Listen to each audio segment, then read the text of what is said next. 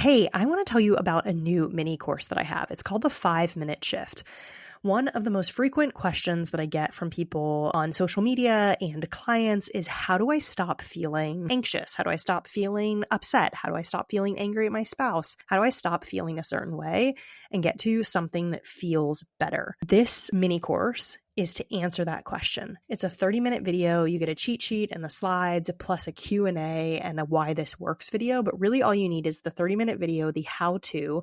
It's a process I use every single day, multiple times a day. I have clients who use it and have experienced huge changes in their life. And if you practice this method over and over again, I promise you'll be able to shift any emotion in around 90 seconds to about 5 minutes. So if you're somebody who feels like you get stuck in emotions, you stew in emotions, you spiral in them, and you really wish that you could get out of them and it didn't involve scrolling or eating or shopping or any of that, this is for you. It's $29. There's a link in the show notes, and I hope you enjoy it.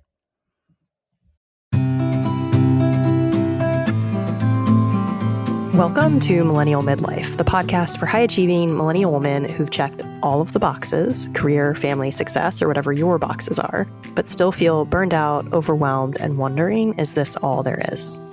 I'm Cecelia, and I help high-achieving women finally feel calm, happy, and at peace by working with their brain and nervous system, not against it, so that they can start feeling like themselves again.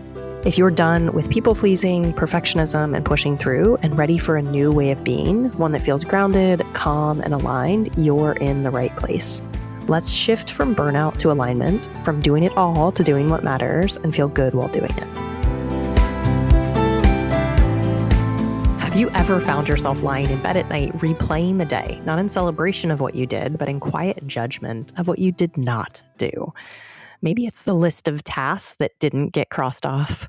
Maybe it's the moment with your kid that you think you could have handled better, or perhaps that work project still half finished, or that moment you didn't speak up, or maybe you spoke up, but you think you went too far, or that nagging thought that you think you should have done more, made more, be more by now in your life. I call this the not enough cycle. It's the loop that your brain gets into. Very often for me and a lot of my clients, it's late at night, but sometimes it can happen in the middle of the day when you see someone or something, maybe someone doing something. This could be on social media that you think you should be doing, maybe a reminder of this thing you swore that you would do or wouldn't do.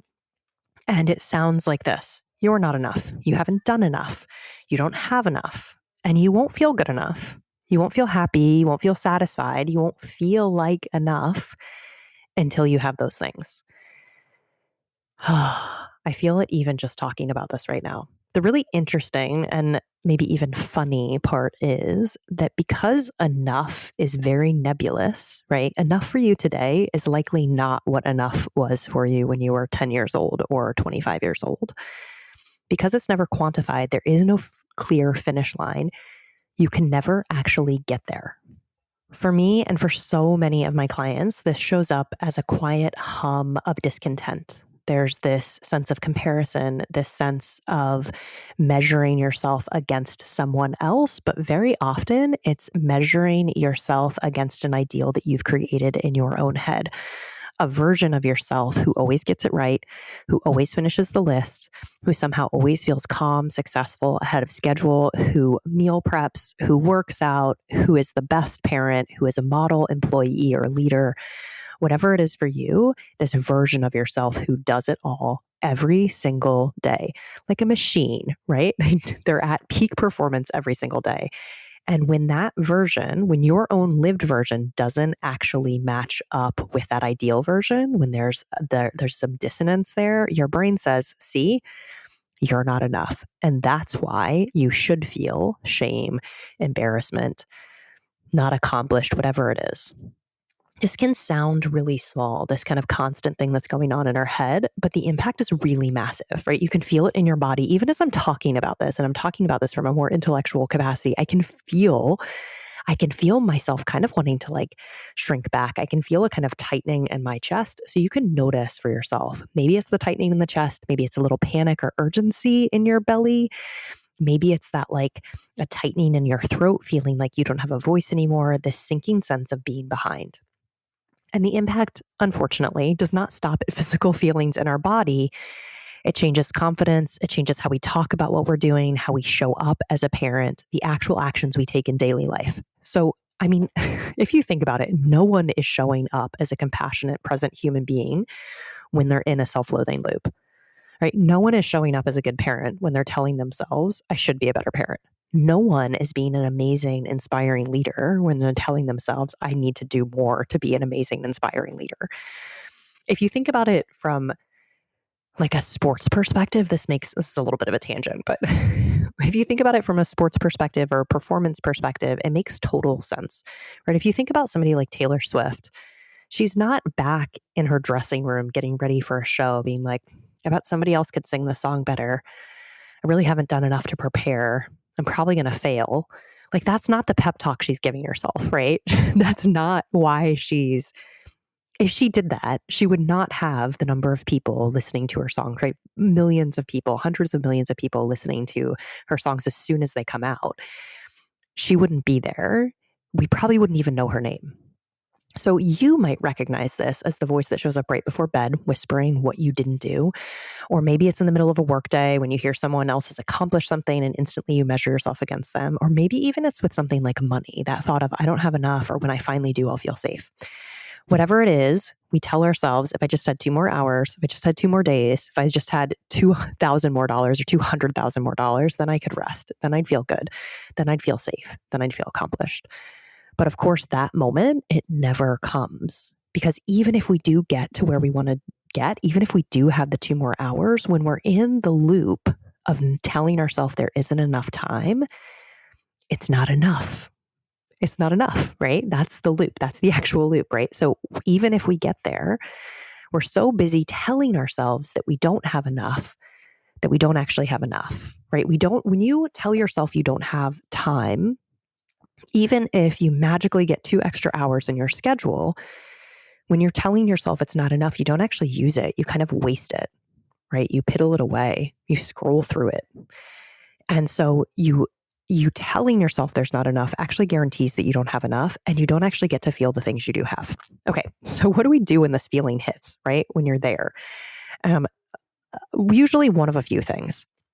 And this is a great place to get curious for yourself, because I can't tell you exactly what you do when this hits. What we do, usually this is what we do to avoid it, right? Because we don't want to feel the feeling of not enough. And so some of us push harder, right? We try and prove that we do have enough, or we try and get enough. Some of us withdraw.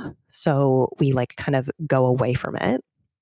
Some of us numb out: food, scrolling, shopping, another glass of wine. You can also numb out with organizing, cleaning, working out. Others just try and ignore it totally, right? We just try and like walk away from it. This pattern, if you're in it, if your brain is in it, it shows up everywhere. And for a lot of people, it shows up throughout the year, but it can get especially loud around the holidays or work, especially in Q4, right? We're in Q4 now. We're getting close to the holidays. Things are already ramping up. And the voice, particularly if you're a parent or a mother, I need to do more to make this special. If you're a leader, I need to make sure we finish the year strong. I need to buy more. I need to do more. I need to get more. I need to finish this year strong so that I'm ahead for New Year's, right? So that next year I can kind of get even further ahead. The truth is, this cycle is very exhausting. It drains us emotionally. It drains us energetically. It keeps us out of the present moment, right? Because we're busy, when we are busy chasing enough, we're never actually in our lives. I'm going to say that again because I think it's so powerful. When you're busy chasing, whatever it is you're chasing, you're not in the life that you have. You're looking backward, feeling like you failed, or forward, feeling overwhelmed. And you miss the only place you can actually feel satisfied: the present moment. The place that you can actually feel good and safe and accomplished and happy: the present moment, right? All this work, all this mindfulness stuff, all this like mumbo jumbo, that's exactly what we're trying to do. Get to this present moment so we can actually feel connected to ourselves and grounded and confident. The only place you can do that is in this present moment. Okay, so what can you do instead of being stuck in this loop? To be clear, what can you do instead? How can you start to change this loop is the bigger question, right? How can you start to do this thing? How can you start to get into the present moment? So the very first thing that I work with all clients on, right? The thing that we try and do is notice, to expand our awareness. So the very fact that you're listening to this episode and maybe even identifying in your own life where you're in this cycle is huge. It's such a massive part of the work. And listen, I know that noticing can sound small, like really, that's it. But that's your brain being sneaky, telling you that even awareness isn't enough, right? We're right back in the loop. But when you notice and name what's happening, oh, my brain is doing that not enough thing again. And you bring what's been on autopilot into your conscious mind, into that working space of your brain. What you do is you move from the pre-programming, the autopilot, into presence. And that awareness, that expanded awareness, is where everything begins to shift. This is the juiciest moment. This is really, truly the juiciest moment, because suddenly you can see your story. You can see the story that your brain is telling you, and you can feel the emotion that comes with it without automatically reacting. And that is the pattern interrupt. That's where all of the change, all of the big change begins. Honestly, I cannot emphasize this small moment enough. All of your power is right there, right here in this moment, right in the moment of noticing. Because when you notice the not enough story, when you say, this is just a story my brain is in, this is a habit my brain has been in, but I can see it for what it is now, and now I get to change it. Okay, so here's what's happening underneath. That not enough feeling hits. Most of us move into a sympathetic nervous system state, fight, flight, freeze, or fawn. And our body thinks there's danger. And the interesting thing, the not enoughness is honestly a survive. I mean, I'm not talking with each of you individually. I'm not talking with you individually. So I don't actually know your exact story.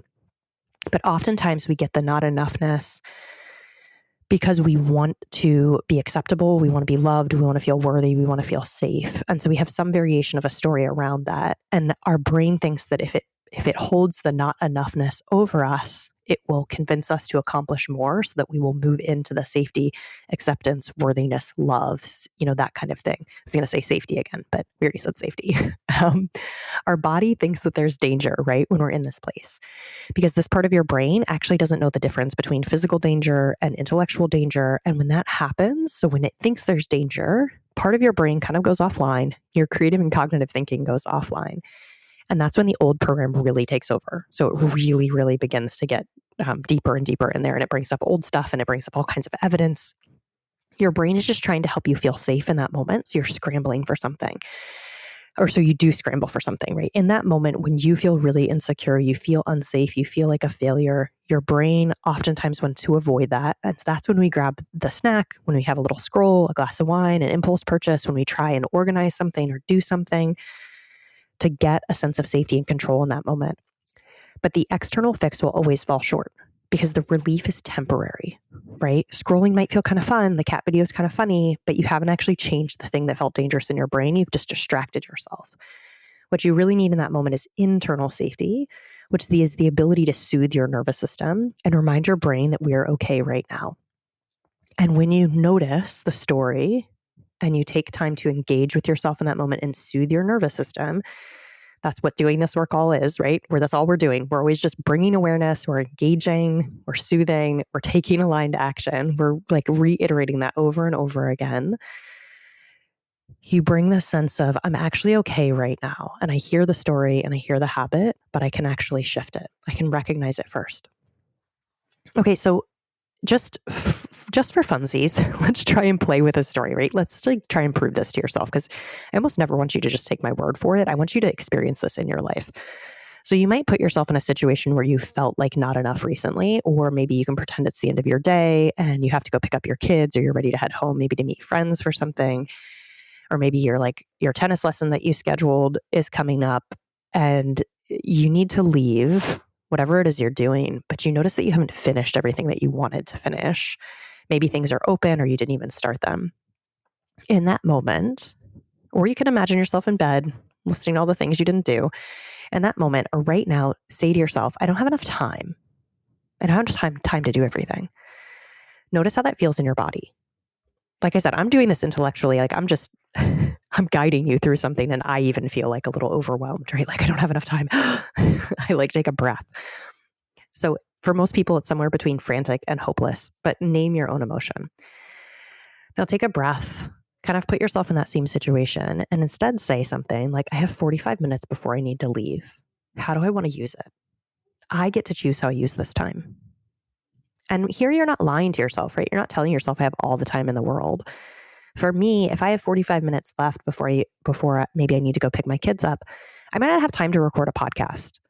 Maybe I have time to record it, but not to actually write one out and take the notes and think about what I want to talk about. I need more than 45 minutes for that.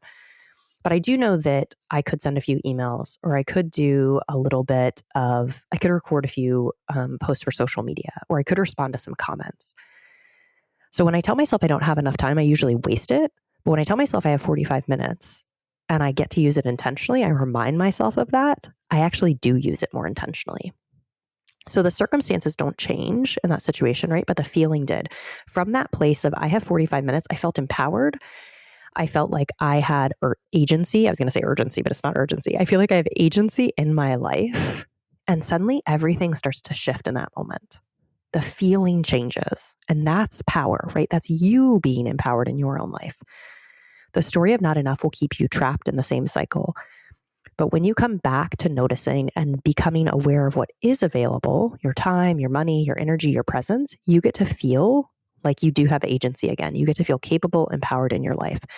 And that changes who you are and how you are. Again, think of how you show up as a leader or as a parent when you say, I'm not doing enough and I should be better. Probably not like you want to, right? Taylor Swift back in the I should have done more to prepare. She's probably not going to show up on stage as this really powerful figure, right? That's not how she's talking to herself. She's giving herself a pep talk, not this put down. And most of us do the opposite and think it's somehow going to motivate us. So just becoming aware of that's what you're doing can really change things. Right? When that pattern sneaks up on me, I actually talk to my brain. When I'm in a place that I can do this, I literally say to myself, I see what you're up to. I've heard this story before. I've heard you tell me this before. I am on to you. Sometimes you do a quick round of tapping. Sometimes I take a few slow breaths, but really noticing it is where everything starts to change. Acknowledging the cycle is the biggest part of changing it. And I feel like I've said it enough in this episode that you're probably going to get it by this point, is that acknowledging it, noticing it, recognizing it is so powerful. My brain is in this habit. Over time, you start to hear the inner voice is a little separate from you. Your awareness shifts. It's no longer you. It's no longer a truth. It's this other thing that's happening. So it's not you as your awareness, you're watching this voice. It's a noisy member of your brain that's trying to get your attention. Okay. If you're listening and you've gotten to this point and you're like, yeah, but I really do need more time, money, etc. I get it. I have been there. But the story that you don't have enough actually changes what you do have and how you show up for what you have. When you notice that you don't have enough, you will continue to notice what you don't have. When you notice what you do have, you actually change your reticular activating system's value tagging, and it will show you more things, right? So when you appreciate what you do have, all of your resource, time, energy, money, relationships, when you're in that place, you actually see more possibilities. When you feel good about what you have, you actually step into expansion rather than resignation. And from that place of possibility, more possibility comes to you. So practicing, recognizing, be realistic with yourself too, right? I'm not asking you to lie to yourself, but also say, okay, I might need more. And what do I already have? What is possible for me right now? If I could figure this out, how would I figure this out? When you're in that presence and that appreciation and self-trust, you realize that enough is never outside of you. It's within you, and you can start to feel it from right now. Okay. Next week, we're going to take this even deeper, exploring self-concept and identity and how you're showing up to it, which is fun. It's one of my favorite topics. This enoughness, we're actually talking about it from a money lens in the Life Lab this month. We're really getting into money stories and our relationship with money stories and who we are when we show up with money. And so if this is a topic that is interesting to you and you want to change how you're showing up for yourself in it, come talk to me about the Life Lab, or just come join us and dive in, right? Do some of the work that we've already been doing this month so that you can start to pull it into your life, so you can start to untangle these stories even more. You can come get coached by me. And just know that if this episode resonated with you, I'd love to do this work with you, right? Either keep listening, follow me on social media, or come join me in a deeper way. And if it really helped you in some way, can you please share it with somebody who you think might need to hear this? Maybe somebody who you commiserate a lot on not having enough, maybe time or resources in some way. All right. Thank you so much for listening. And remember, you already have enough within you. And all you have to start to do is recognize the habit your brain is in. And that starts the process of changing them. Thank you so much for being here. Thank you for listening. Thank you for sharing this or reviewing if you feel called to do so. And I will see you the next time I'm here. Bye.